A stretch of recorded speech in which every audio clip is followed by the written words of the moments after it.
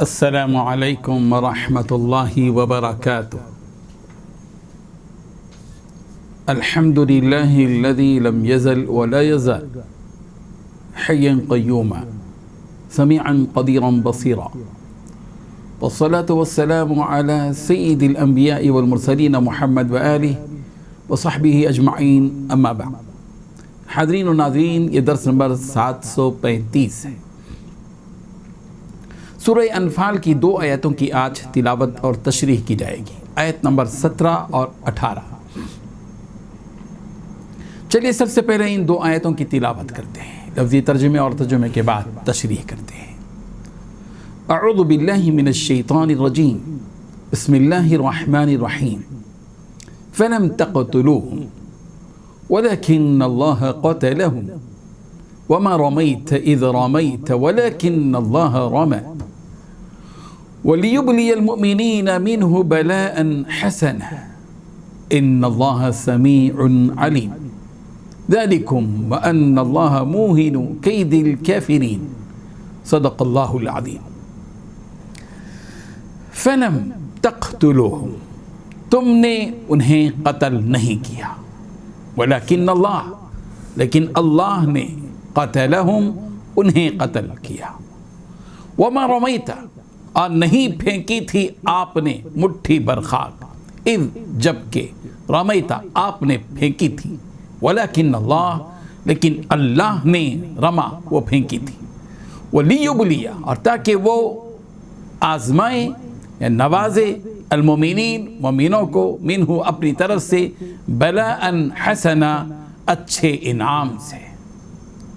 ان، یقیناً، اللہ سمیع، خوب سننے والا، علیم، خوب جاننے والا ہے۔ ذالکم، یہ تھی حکمت، وان، اور بے شک اللہ موہن، کمزور کرنے والا ہے، کئی دل کافرین، کافروں کی تدبیر کو۔ ترجمہ یوں ہے، تم لوگوں نے ان کفار کو قتل نہیں کیا بلکہ اللہ نے انہیں قتل کیا۔ اور اے محمد صلی اللہ علیہ وسلم، جس وقت آپ نے کنکریاں پھینکی تھیں تو وہ آپ نے نہیں پھینکی تھیں بلکہ اللہ نے پھینکی تھیں۔ اس سے یہ غرض تھی کہ مومنوں کو اپنے احسانوں سے اچھی طرح آزما لے۔ بے شک اللہ سنتا جانتا ہے۔ بات یہ ہے کہ کچھ شک نہیں کہ اللہ کافروں کی تدبیر کو کمزور کر دینے والا ہے۔ ان 2 آیتوں میں 7 باتیں بتلائی گئی ہیں۔ پہلی بات، مسلمانوں، حقیقت میں تم نے ان کافروں کو قتل نہیں کیا۔ نمبر 2، بلکہ اللہ تعالی نے انہیں قتل کیا تھا۔ نمبر 3، اے پیغمبر، جب آپ نے ان پر مٹی پھینکی تھی تو وہ آپ نے نہیں پھینکی تھی۔ نمبر 4، بلکہ وہ مٹی اللہ تعالی نے پھینکی تھی۔ نمبر 5، تمہارے ہاتھوں یہ کام اس لیے کرایا تھا تاکہ اس کے ذریعے مومنوں کو بہترین اجر عطا کرے۔ نمبر 6، بے شک اللہ تعالیٰ ہر بات کو سننے والا، ہر چیز کو جاننے والا ہے۔ نمبر 7، یہ سب کچھ تو اپنی جگہ ہے، اس کے علاوہ یہ بات بھی تھی کہ اللہ تعالیٰ کو کافروں کی ہر سازش کو کمزور کرنا تھا۔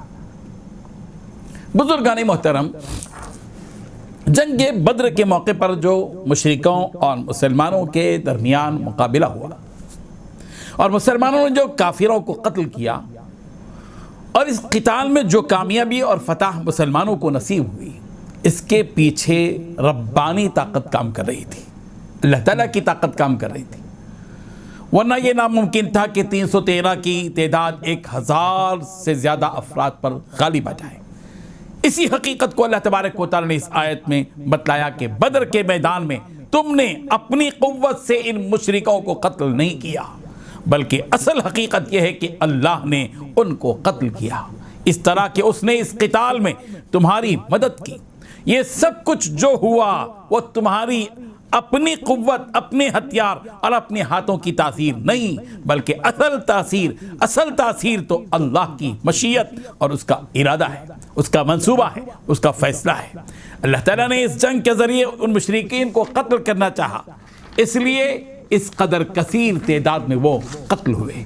جنگ بدر کے موقع پر ایک واقعہ یہ بھی پیش آیا کہ حضرت جبریل امین نے رسول رحمت صلی اللہ علیہ وسلم سے عرض کیا کہ آپ ایک مٹھی بھر مٹی دشمنوں کی طرف پھینک دیجئے، چنانچہ رسول رحمت صلی اللہ علیہ وسلم نے اللہ تعالیٰ کے حکم کے مطابق جو ابن جبرائیل امین کے ذریعے ان کو ملا ایسا ہی کیا اور ایک مٹھی بھر مٹی لے کر کافروں کی طرف پھینکا۔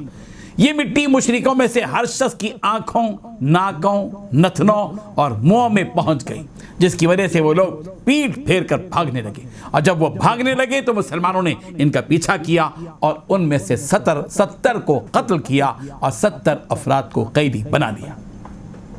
ظاہر ہے کہ ایک مٹھی بھر مٹی چند لوگوں کی آنکھوں تک تو پہنچ سکتی ہے، یہاں تو سارے ہی مشرکوں کے آنکھوں وغیرہ میں پہنچ گئی جو 1000 کی تعداد میں تھے، بلکہ اس سے بھی زیادہ تھے۔